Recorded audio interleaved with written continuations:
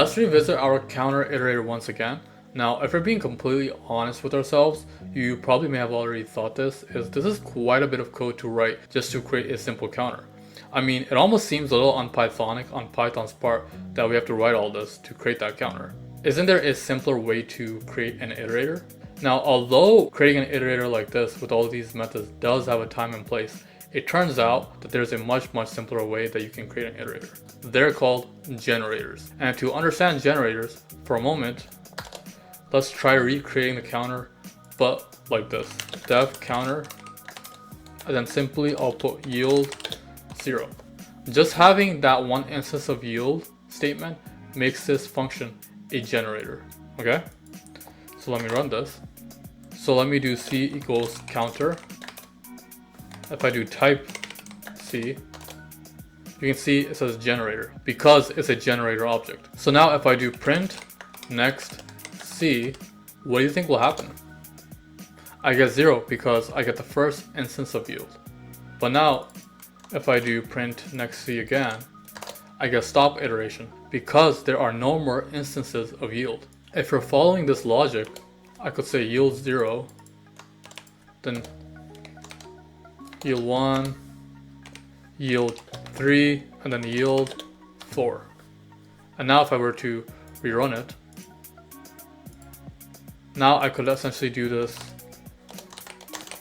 4 more times, and I get those values.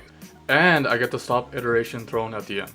So basically, the way a generator works is you have to specify your instances of yield, and when you apply the next function repeatedly, it will start with the first instance of yield and jump to the next instances until there are no more instances of yield left. It will throw a stop iteration. So now if we put this into a loop, for I in c print I, why didn't that work? Let me try rerunning it. Let me take this out. Now it works. 0, 1, 3, 4.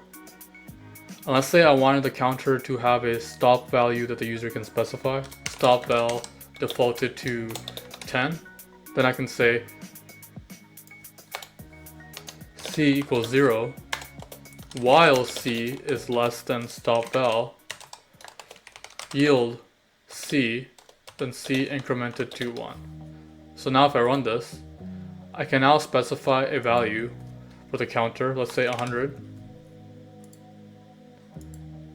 Now it goes up to 99, okay? So basically, in conclusion, we have recreated the same counter, but with much less code, less than half the code. So that's the beauty of generators. They simplify creating iterators. Now you may have noticed that the difference between iterators and generators is that iterators, you have to create them like you're creating a class, but a generator, you have to create them like you're creating a function. Does this mean that generators are functions? Not quite, because a function may or may not have a return, but a generator doesn't have a return, it has a yield instead of that. A return simply gets the value and ends the function call, whereas yield gets the value only when next is applied and suspends the function call behind the scenes, meaning its current state is kept until another next is applied to get the next yield.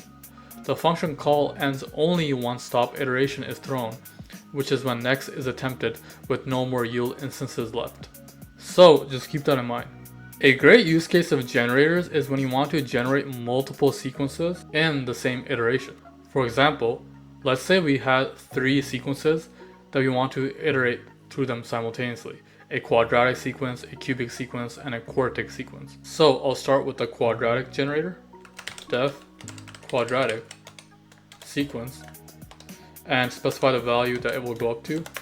Start at 0, and then while I is less than n, I'm going to yield I squared, and then increment I by 1. Okay, so this is the quadratic generator. Similarly, let's create the cubic and the quartic generators.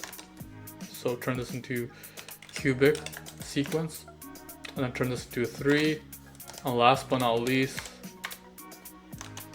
let's turn this into quartic sequence and turn this into 4.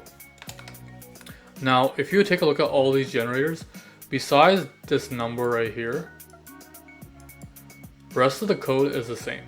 And what do we do when we have very repetitive code in our functions? We could put all that code into a decorator and then simplify our function by simply decorating it with that. So let's do that. Let's call our decorator def make gen func. Then the inner function is made gen. Okay, and then let's just take all this and simply put it here. Let me indent this. Now the only difference is right now I just have the quadratic, but we want any case. So I'll say func I, and then I'll simply return made gen. And now we can take all this code out, take it out, take it out, take it out, then simply say return squared and make this an I, and similarly make this an I and make this an I. The reason why I'm turning it into an I is because whereas before there were generators, now there are functions. There's supposed to be this func I. So now I do turn this into a 3, and then last but not least, turn this into a 4. And now if I decorate all these with make gen, they turn into the same generators that they were before. So make gen here, and then make gen here. And just to verify that these are generators, I'm going to write print type quadratic, and then I'll just say a value of 10.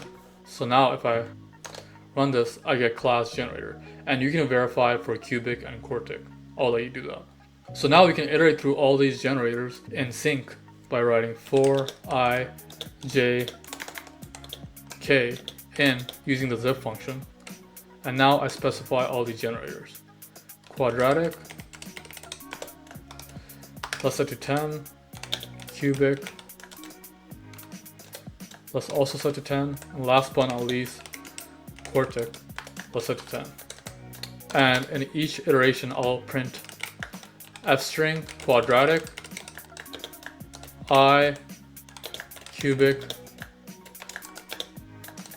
j, and then quartic,